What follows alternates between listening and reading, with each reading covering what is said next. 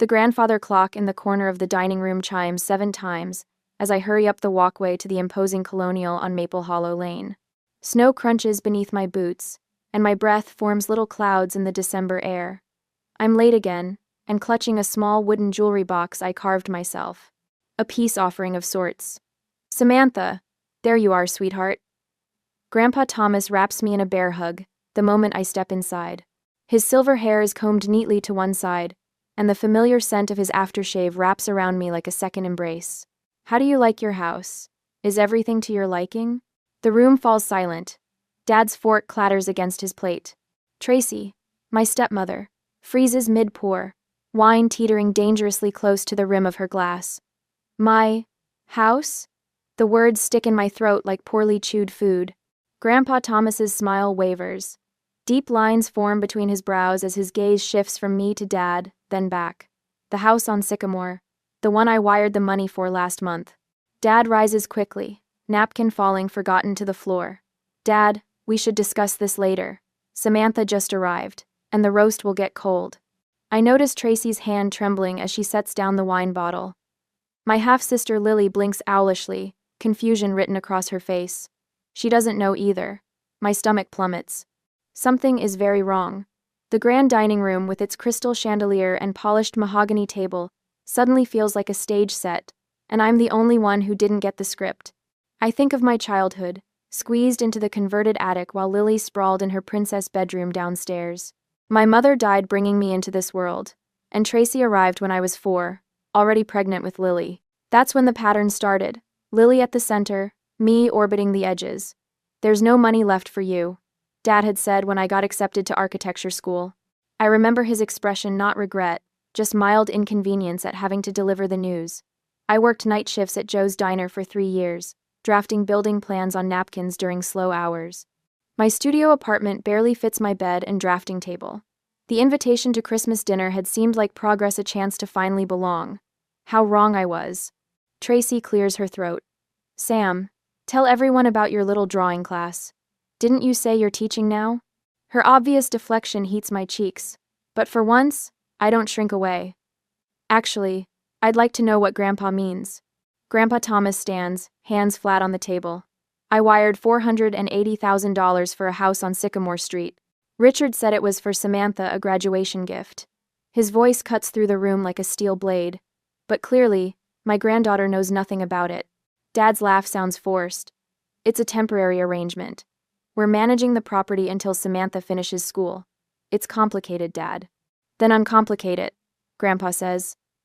My eyes drift to the wall of family photos, vacations, birthdays, graduations. I notice now what I've always suspected. I'm missing from most of them. The few where I appear were taken during Grandpa's visits. You've been using me, I whisper, the truth crystallizing. You only invited me to family events when Grandpa was coming. Dad doesn't deny it. Tracy suddenly finds her dessert spoon fascinating. The money was for Samantha, Grandpa Thomas says, voice hardening. Not for you to buy that monstrosity of an SUV or for Lily's horse riding lessons. I see it all now, Dad, manipulating Grandpa for money while keeping me at arm's length. Tracy climbing the social ladder on family wealth. Only Grandpa Thomas, despite living in Denver, has shown me genuine love. Pack your things, Samantha. You're coming to Denver with me. Grandpa's words fall like a judgment. Dad, don't be dramatic. We're still family. Dad's voice carries a threat beneath the plea. I stand quietly, looking at the family photos without me. 3 smiling faces where there should be 4. The missing piece that never quite fit. I'll get my coat, I say, voice steadier than I feel. Upstairs, I pause at Lily's door, her room 3 times the size of my childhood attic. I don't hate her. She's as much a pawn as I am, just one with better benefits. When I return downstairs, Grandpa Thomas is waiting by the door, car keys in hand. Dad is red-faced, whispering furiously. Tracy dabs at non-existent tears. Ready? Grandpa asks. I nod, clutching my small wooden box, the gift I made that nobody will receive. The handcrafted maple lid took me weeks to carve with delicate snowflake patterns that reminded me of winters spent building snowmen with Grandpa Thomas, before Dad deemed me too old for childish activities. Outside, the December wind bites at my cheeks, but it feels cleansing, refreshing. The Christmas lights strung along the eaves of the house cast colorful reflections in the snow. Another perfect facade. Your mother would be proud of you, Grandpa Thomas says quietly as we crunch toward his car. She never let anyone walk all over her either. The mention of my mother sends warmth through my chest. I have only photographs and stories, but in this moment, I feel connected to her strength. Grandpa opens the passenger door for me, then pauses. We can fight this, you know. That money is legally yours.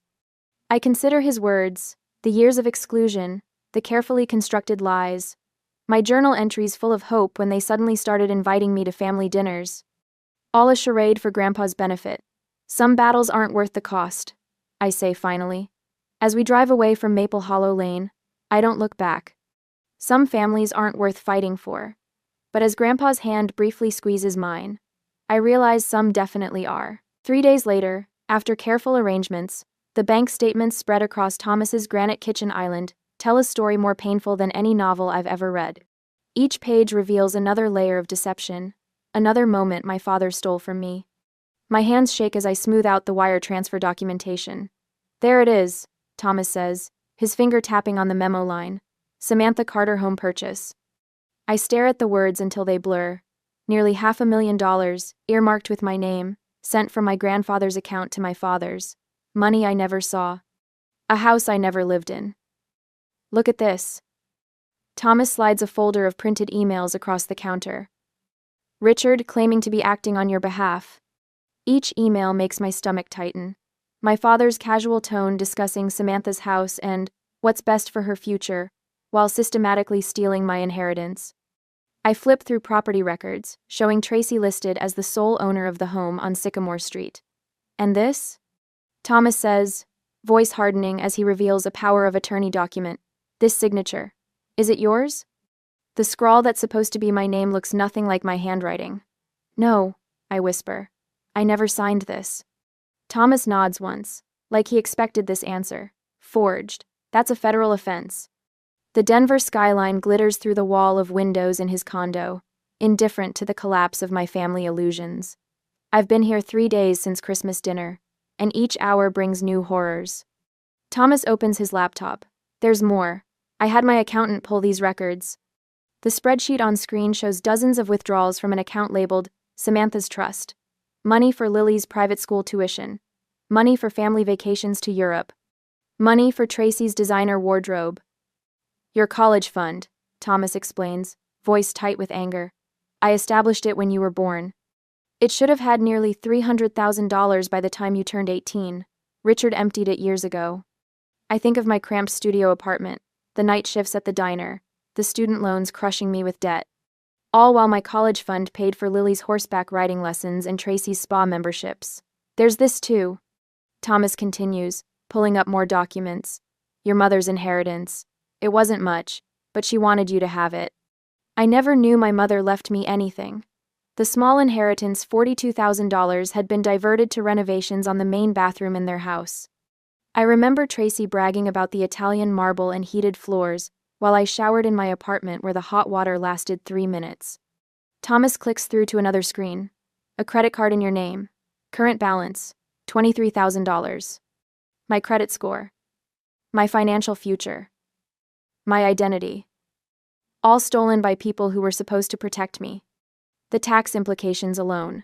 Thomas shakes his head, explaining how gift money reported in my name means I could owe taxes on funds I never received. I press my palms against my eyes, trying to process the scale of betrayal.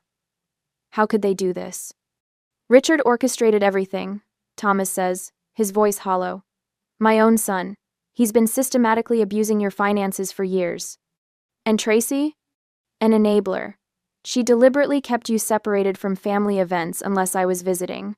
Created a narrative that you were disinterested, antisocial. Antisocial. And Lily? I ask, thinking of my half-sister who benefited from everything stolen from me. An unwitting beneficiary. Raised to expect everything without questioning where it came from. Thomas's expression softens. She's a victim too, in a different way. I walk to the window, pressing my forehead against the cool glass. Below, Denver continues its evening routine, cars flowing like blood cells through the city's veins. What happens now? I ask. Richard could face legal consequences for fraud and identity theft. Tracy's social standing would collapse if this became public. Your credit score is in shambles, which could impact your career in architecture. Thomas sighs. And they're threatening to contest any financial support I give you directly. The stakes feel overwhelming. My future, my career, my family, all hanging by threads I never knew were so fragile. I found something while you were sleeping, Thomas says, retrieving a portfolio from his office. Inside are childhood sketches, buildings I designed when I was 8, 9, 10 years old, crude drawings of towers and bridges, houses with elaborate floor plans. You kept these? I ask, throat tight. I always knew you were the builder in the family, he says quietly. Not Richard with his get-rich-quick schemes. Not Lily with her marketing degree. You. We stand together at the window, looking at the Denver skyline, buildings reaching toward the clouds, structures someone once imagined and then brought to life. Something shifts inside me, a weight lifting, a decision forming. I'm done seeking validation from people who never valued me. Done trying to earn love that should have been freely given. That night, I sleep peacefully for the first time in years. No grinding teeth, no anxiety dreams, just rest. Morning brings clarity and allies. Thomas introduces me to the dean of a university architecture program. His lawyer friend Morgan begins investigating the fraud and identity theft. At lunch, I meet Evan, a classmate who offers friendship without the hidden agendas I've grown accustomed to. I need someone part-time at the development firm. Thomas mentions casually over coffee, someone who understands both design and business. Interested? By evening, I've met a study group that accepts me immediately, valuing my talent without questioning whether I belong. The next morning brings the hardest step, filing a police report against my own father. The officer takes my statement matter-of-factly, explaining the process of investigating identity theft. It's better to freeze your credit immediately, she advises. Morgan helps me complete the paperwork, securing my financial future from further exploitation. The protective measures feel like armor after years of vulnerability. My phone buzzes continuously throughout the day. Richard's frantic voicemails pile up. How could you do this to family? After everything we've done for you. You're making a terrible mistake. Tracy takes to social media, posting about ungrateful children and family loyalty, without naming me directly. Her friends comment with sympathy emojis, unaware they're supporting someone who helped steal my inheritance. I block their numbers one by one. Richard, Tracy. Even Lily, whose confused texts show she still doesn't understand what her parents did. The silence that follows feels like the first clean breath after years of drowning. Thomas finds me on the balcony that evening. It's just the beginning, he warns. They won't give up easily. I know, I say, watching the city lights come alive as dusk settles over Denver. But neither will I. For the first time in my life, I'm fighting for myself instead of for their approval. And though the cost is high, the family I thought I had is gone forever. I finally understand what Thomas meant about being the builder in the family. Some things need to be torn down before you can build something better. The persistent knocking at Thomas's development office door turns aggressive, rattling the frosted glass panel. I glance up from my sketch as Evan places a protective hand on my shoulder. I know she's in there. Richard's voice booms through the door. Samantha, this has gone far enough. My pencil snaps between my fingers. 2 weeks since Christmas, and they won't stop. Yesterday, my psychology professor pulled me aside after class, concern etched on her face. Your mother called about a family emergency, she'd said. Is everything all right? Tracy isn't my mother, and there was no emergency, just another tactic to disrupt my life. Thomas stands, shoulders squared. Stay here, he tells me, then opens the door just enough to block Richard's view. This is a place of business, Thomas says, his voice steady. If you want to speak with my granddaughter, make an appointment. Don't lecture me about family, Richard snarls. Extended family is calling us daily, telling us to fix this. Even Aunt Marjorie thinks Samantha needs to make peace. Thomas doesn't budge. Peace requires honesty, Richard, something you seem unfamiliar with. I focus on my breathing in for 4 counts, out for 6, while they argue. My phone buzzes with notifications. More tearful Instagram videos from Lily about our family being torn apart. The comments are filled with sympathy for her. Strangers condemning me without knowing the truth. Have you seen what they've been posting about your development company? Richard's voice drops to a threatening whisper. Anonymous reviews claiming substandard materials, delayed timelines. That could hurt your reputation, Dad. My stomach churns. They're targeting Thomas now because of me. When the door finally closes, Thomas returns, his face flushed but composed. Well, he says, attempting a smile. That was invigorating. They're writing fake reviews about your business, I say, the guilt immediate and crushing. Because of me. Thomas waves his hand dismissively. Reviews don't build houses, Samantha. Quality does. He points to my architectural model on the corner of his desk, a design that won department recognition last week. This is what matters. Speaking of which, the Wilsons called again. They specifically asked for your input on their residential design. Pride flickers through me, momentarily displacing the anxiety. Really? Really. And Professor Bennett mentioned an architectural internship possibility. Your talent is being recognized. I touch the model gently, a sustainable small home designed with both functionality and beauty in mind. Every weekend hiking trip with Evan has fed into this vision, building my physical and mental resilience while inspiring organic elements in my designs. Your mother would be ashamed. Richard's words echo in my head as I exit my afternoon class 2 days later. He stands waiting, arms crossed, in the middle of the campus pathway. Students slow their pace, watching the confrontation unfold. My heart hammers against my ribs, but I keep walking. 23 years I raised you. He continues, blocking my path. And this is how you repay us? By turning Thomas against me? I didn't turn anyone against you, I reply, surprised by the steadiness in my voice. Your actions did that. His face reddens. Your mother would be ashamed of what you're doing to this family. Something shifts inside me, not anger, but clarity. She'd be ashamed. I was invisible for 23 years. The words hang between us. Students have gathered now, forming a protective semicircle behind me. You okay, Sam? Asks Melissa from my study group. Others murmur support. Richard's eyes dart nervously at the audience. This is a private family matter. Then why confront me in public? I counter. When campus security approaches, summoned by someone in the crowd, Richard retreats, pointing a finger at me. This isn't over. But it is over, in ways he doesn't understand yet. Later that evening, Thomas calls with news. I've terminated Richard's partnership extension, he says simply. The paperwork is filed. What does that mean? I ask, curled up on my new apartment sofa, a housewarming gift from Thomas.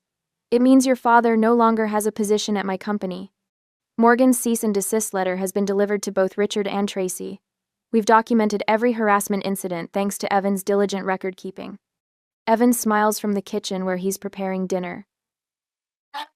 My study group has created a protective buffer at university events, ensuring I'm never alone when Richard or Tracy might appear. Samantha, Thomas says gently, you were never the problem.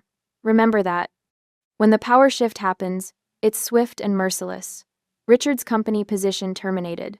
Tracy forced to seek employment for the first time in years.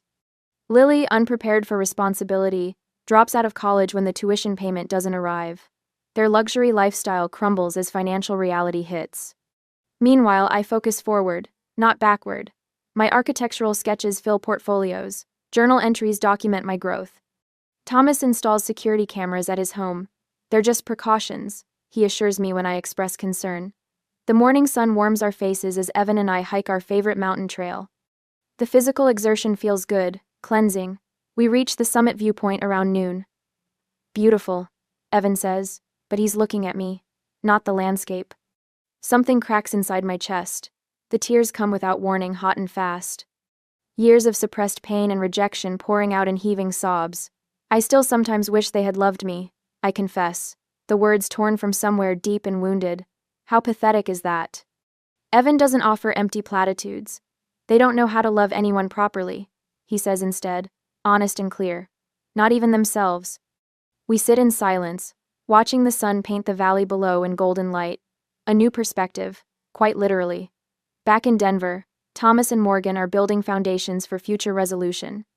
A quitclaim deed for the Maple Hollow Lane house is being prepared. Thomas updates his will to protect my inheritance. My university submission shows remarkable growth in talent, drawing interest from faculty and local firms alike. The sustainable home concept has merit. My professor notes during review, your technical skills have advanced considerably. I'm building connections without fear of rejection. Now friendships that feel genuine, not conditional. When Tracy calls, her voice is stripped of its usual superiority. We're about to lose everything. She says, desperation evident. Richard is drinking again. Lily won't get out of bed. We need your help with Thomas. The old Samantha would have yielded, desperate for inclusion. The new one doesn't. You only remembered I was family when Grandpa was watching, I reply calmly. Later that evening, a notification arrives the quitclaim deed has been delivered to Richard. I add the final touches to my sketch of a future project, one that will use proceeds from the house sale to build something lasting and meaningful. Thomas looks over my shoulder, his pride evident.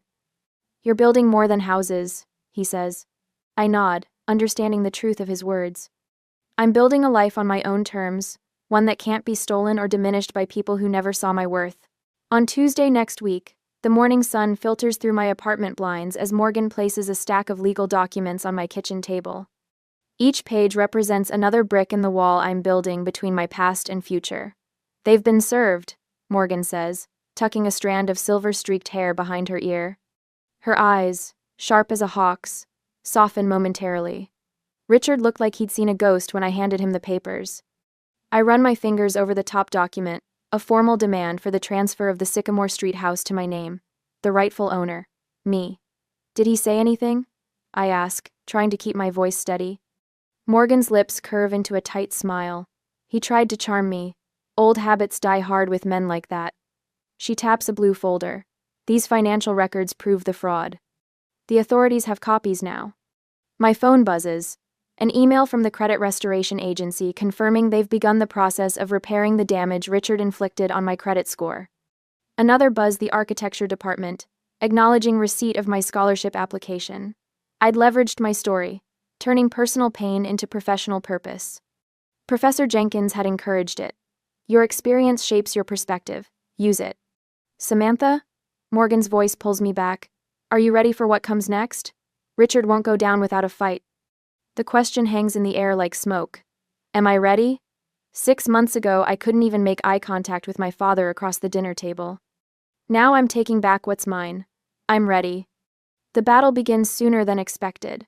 By afternoon, Grandpa Thomas calls, his voice tight with controlled anger.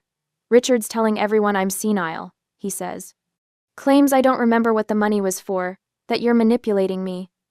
The hurt in his voice stabs at my chest. We knew this was coming, I remind him, and myself.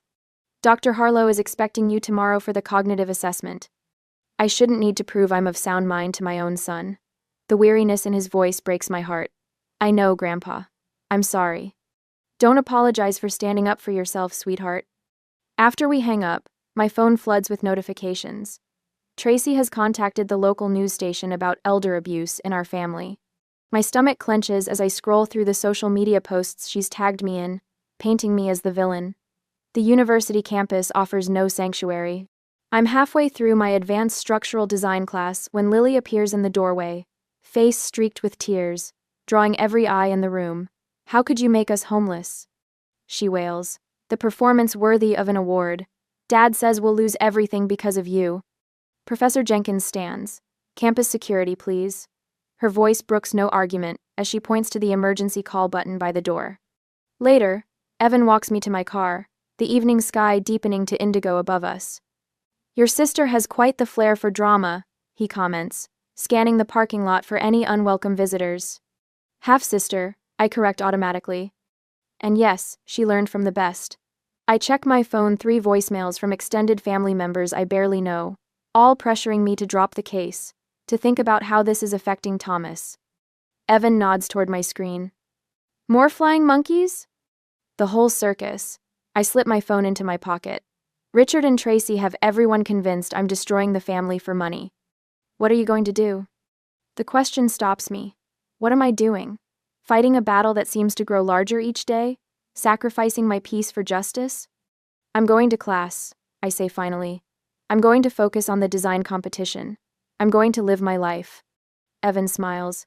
They hate that most of all, you know, when they can't make you react.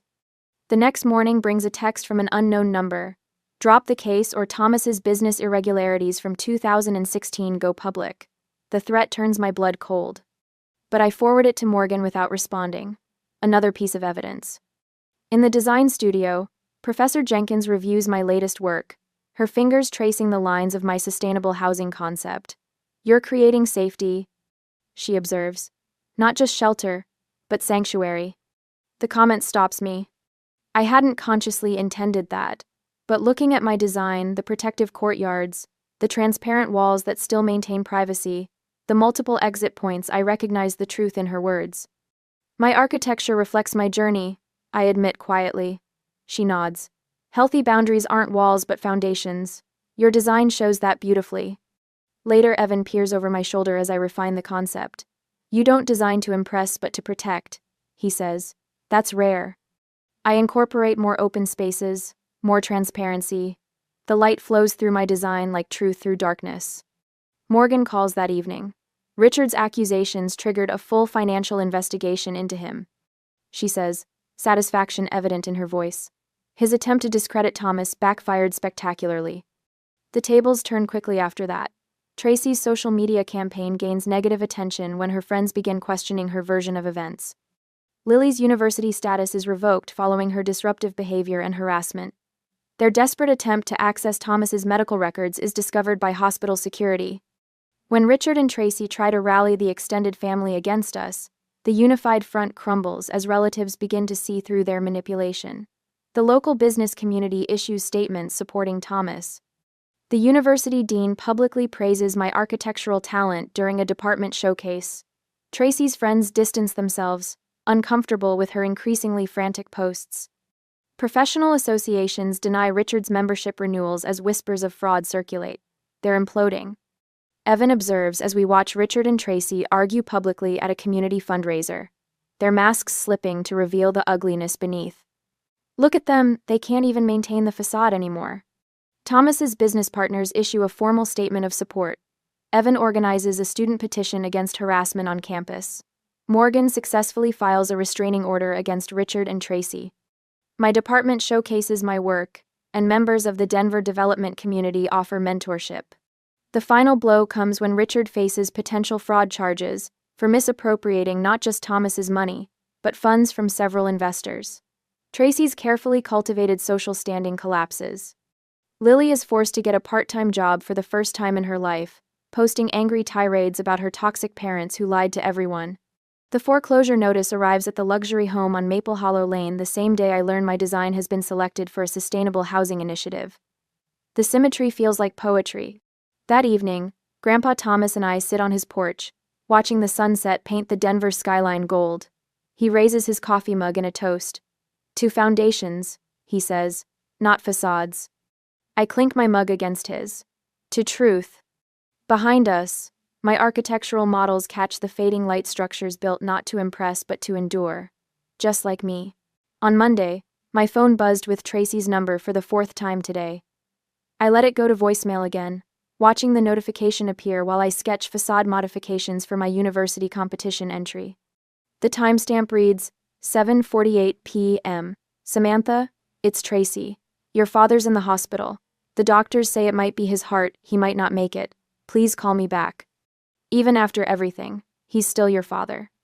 I set my pencil down, noting the tremor in my hand. The doctors said no such thing. Morgan confirmed Richard was admitted for stress-induced exhaustion after the settlement papers arrived yesterday.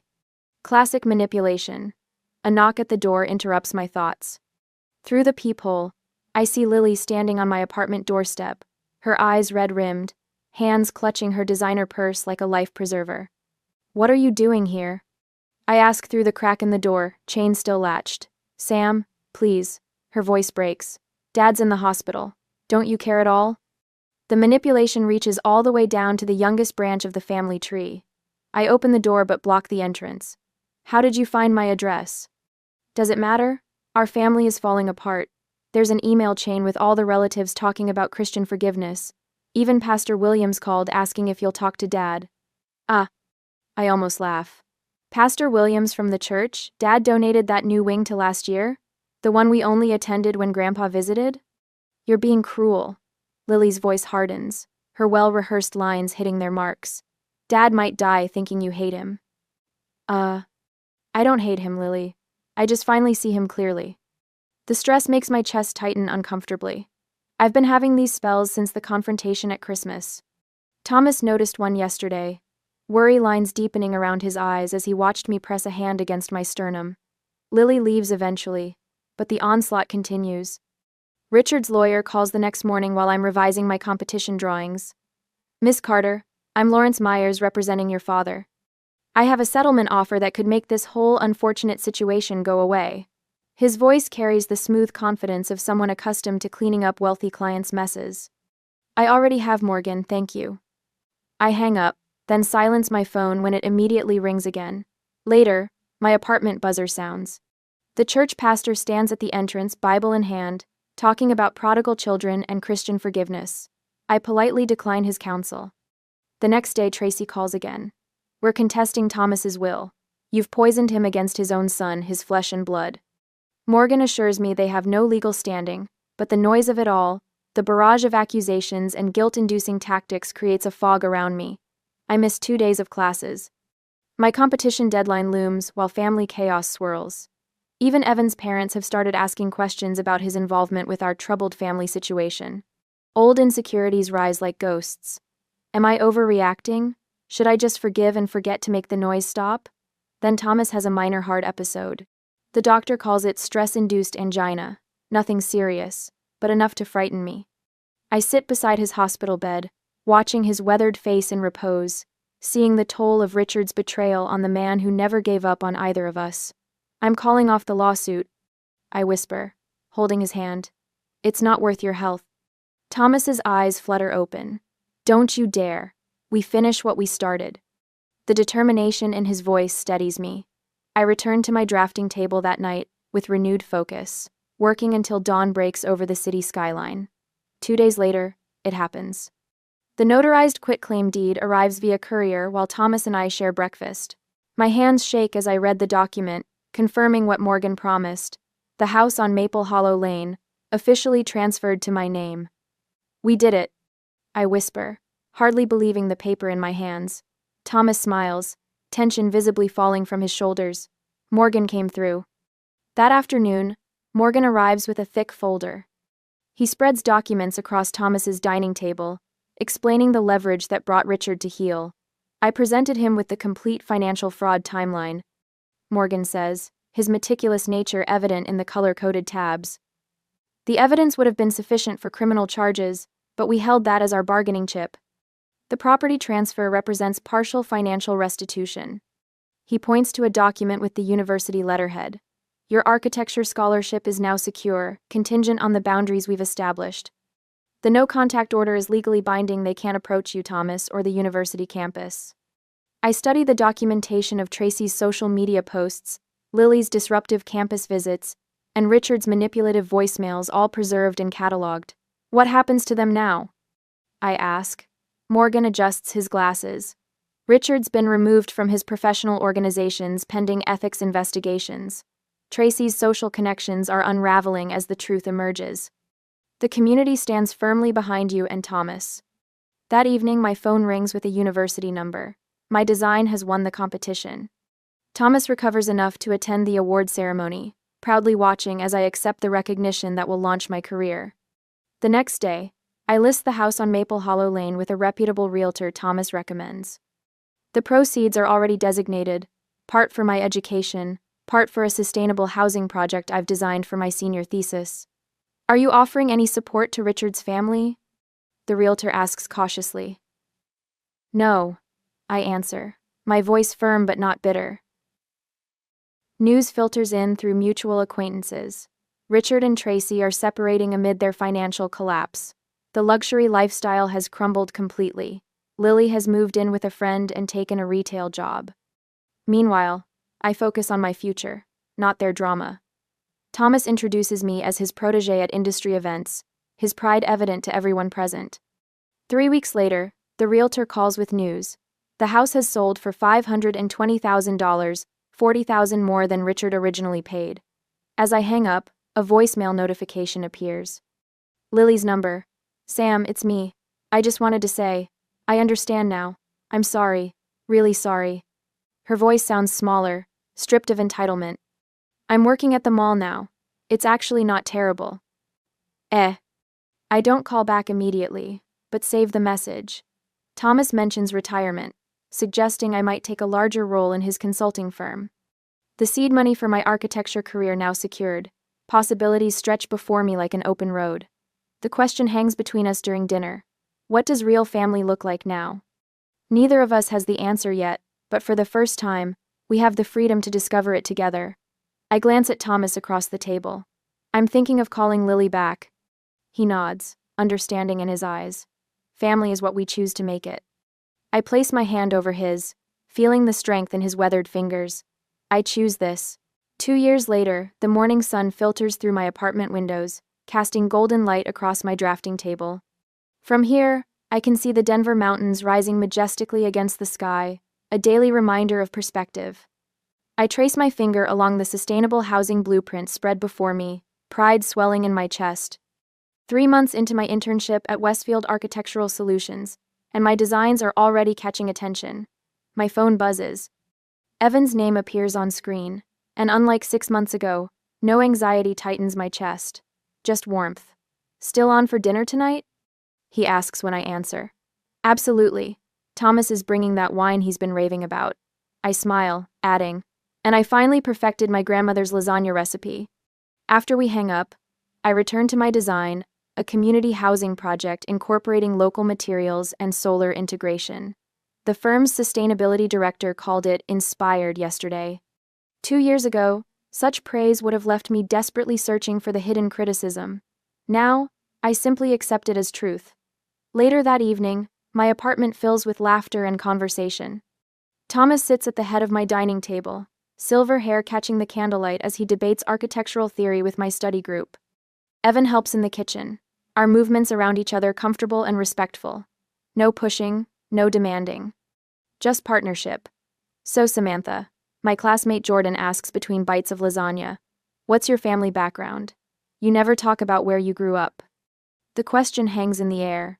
Once, it would have frozen me with shame and rehearsed lies. Now, I simply smile. I'm building my family now, I say, gesturing around the table. Some family you're born to, some you choose along the way. Thomas catches my eye, his proud smile saying everything words can't. The proceeds from selling what should have been my house, the one my father and Tracy had kept for me, funded this new life. Thomas's mentorship provided the rest. Connections, guidance, and unwavering support. After dinner, while others help clear dishes, I step onto my small balcony. The city lights below shimmer like earthbound stars. In my journal waiting inside, I wrote this morning, I don't need to earn belonging anymore. 7 words that took 23 years to learn. When Emily, a first-year architecture student, joins me on the balcony, her eyes are rimmed with tears. My parents say I'm wasting my potential. She confesses, voice barely audible above the night breeze. They wanted medicine, not architecture. Sometimes I feel so alone. 2 years ago, I would have shouldered her pain, made it my responsibility to fix. Now, I simply listen, offer resources that helped me, and maintain the boundaries that keep me whole. You can love someone without sacrificing yourself, I tell her. Sometimes the kindest thing is standing firm. Back inside, I notice my phone lighting up with a message. Lily, can we talk someday? I miss you. I consider her words carefully. The old Samantha would have rushed to respond, desperate for any familial connection. The woman I am now types, when you're ready to build something real, I'll be here. The mountains outside my window remind me daily of perspective, how distance reveals the true shape of things. My latest design, featured in last month's Sustainable Architecture Quarterly, sits framed on my wall. The housing project breaks ground next month. My graduation certificate, signed just weeks ago, hangs beside it, Thomas beaming from the front row as I cross the stage. Later, after everyone leaves except Thomas and Evan, we discuss the possibility of a business partnership. My sketchbook lies open on the coffee table, preliminary designs for my own home taking shape on the page. You've come far, Thomas says, his eyes crinkling with pride.